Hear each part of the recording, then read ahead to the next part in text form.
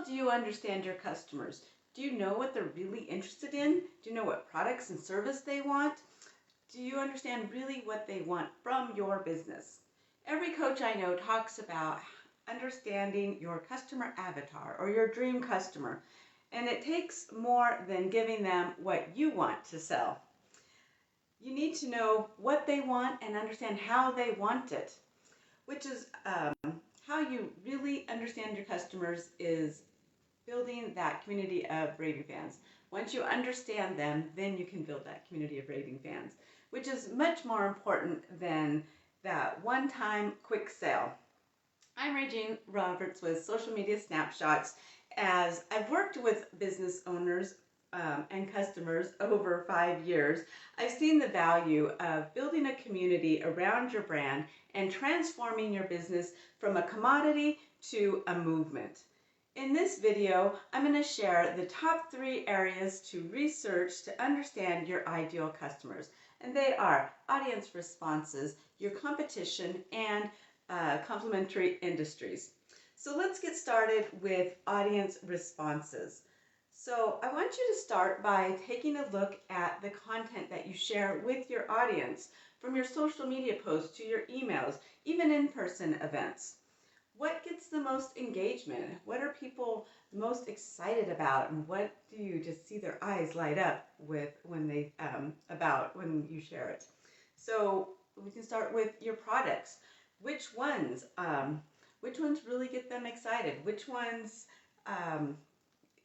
get them talking? Which ones are they sharing with their friends?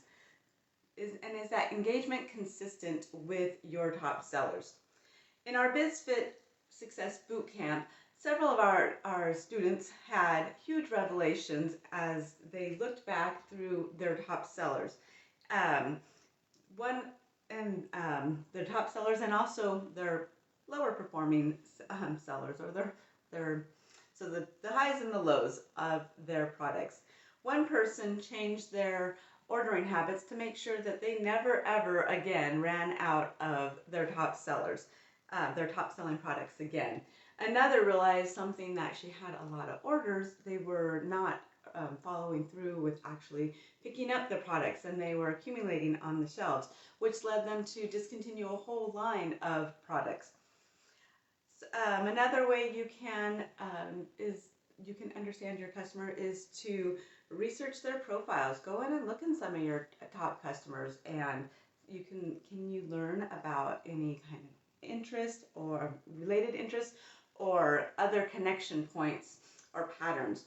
What other profiles or businesses are they following? What kind of groups are you seeing them in, like Facebook groups and that type of things?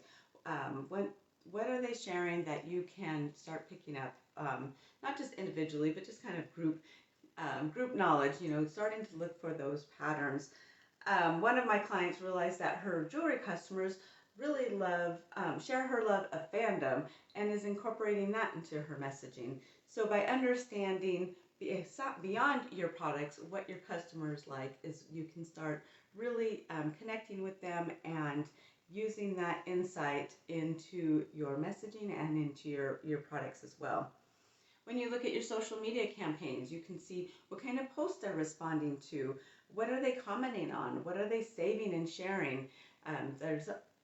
You can look at those analytics to see what those connections are they're making, and which posts are really hitting the mark and getting that engagement.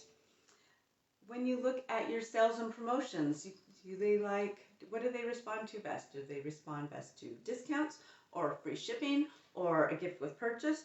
Everyone has their different trigger of, oh yeah, this is a value, this is important to me, and it's good for you to know what your audience responds to the best. So before we move on to the second resource to learn about your customers, tell me in the comments below, what types of promotions does your audience respond best to? Do you find they respond best to the discounts or the free shipping or the gift with purchase? Share that in the comments. So the second place to research is the competition. Now, I'm not talking about going in and copying your competition, but there are certain things that you can look for. Russell Brunson in his book, in his secrets books, he talks about modeling. He talks about that a lot. You can look at, just even the overall vibe of a sales page. He calls it funnel hacking, and he'll talk about, oh, they have a headline here, so I put a headline here. I didn't put their headline there. I have my own headline, but I can model the feel of their sales page. So there's different things that you can look and you can see what is working well for your competition. But also, I really think it's a great idea to look and see what isn't doing well or what opportunities they're missing. You can look in comments or reviews and, look at the reviews, the one-star reviews, and what are people missing from them, that maybe there's an opportunity that you can fill in that is being missed. So before we go to the last place to research, hit that subscribe button and turn on your notification for future videos. And we're going to dive right into the third place to research is complementary industries. So both books, like Blue Ocean Strategy and Pumpkin Plan, talk about looking to adjacent industries to find ways to your products can support each other. It's all about collaboration, and it doesn't really even have to be like the other person, where you actually talk to somebody who has another product. But if you see a complementary product that you can approach their customers, or you can be in groups and share information. I mean, all within the rules, and we're not trying to go and steal other customers or steal someone's thunder or break any group rules or be spammy or anything like that. But it's about giving value, and how can you share? How can you take an industry that is complementary and build off of that momentum? In Russell Brunson in Expert Secrets, he shares a story that Steve Larson tells about sun-kissed oranges, where back in the day there was a bumper crop of oranges, and orange juice wasn't really a thing at that time. And they're like, what are we going to do with all these oranges? So they hired a marketing company, and the marketing company said, well, let's piggyback on the whole breakfast movement, and they started selling a bag of oranges with a juicer, not a fancy plug-in one, but just one that, the old school, that you juice your own juice on the little tool.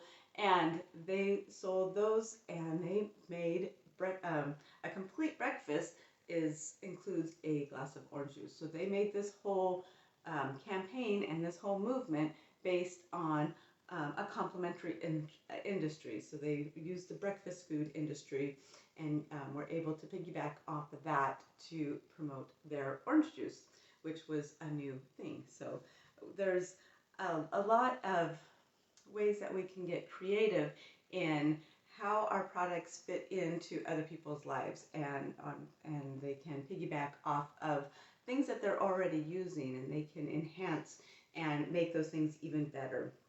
So what industries, think about what industries that you complement yours, that you can kind of join in there, the fray, and add some value out there. I